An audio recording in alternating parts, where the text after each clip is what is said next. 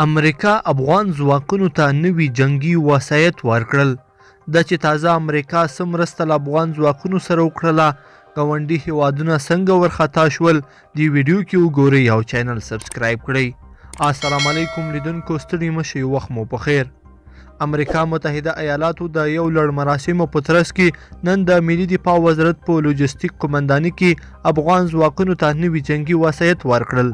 د ملي دفاع وزارت لومړي مرستیال او سرپرست شاه محمود میاخیل د امریکا له لوري یاد ورکړل شوي وسایط ډیر مهم بللي او زیاته کړې ده چې ملي دفاع وزارت تل هڅه کوي چې د سرتیرو د ظرفیت لوړونې په برخه کې کار وکړي او سرتیري په نوي جنگي تجهیزاتو سنبال کړي. د معلوماتو له مخې په یادو وسایطو کې 403 حاموي ټانګونه، 43 رینجر موټرونه، 20 امبولانسونه او 100 موټر سایکلونه شامل دي.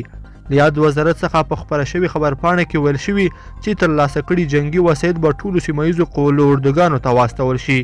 دا په داسې حال کې ده چې 3 میاشتې وړاندې امریکا نور هم همدارنګه مرسته له افغان ځواکونو سره د جنگي وسایطو په برخه کې کړې وه. لیدونکو په دې هیله چې دا ښه خبر به مو راسره تر پایه پورې لیدلی وي. که مو دغه ویډیو خوښه شوې ویډیو لایک کړئ د سره او چینل سبسکرایب کړئ. تر بیا ښه وخت.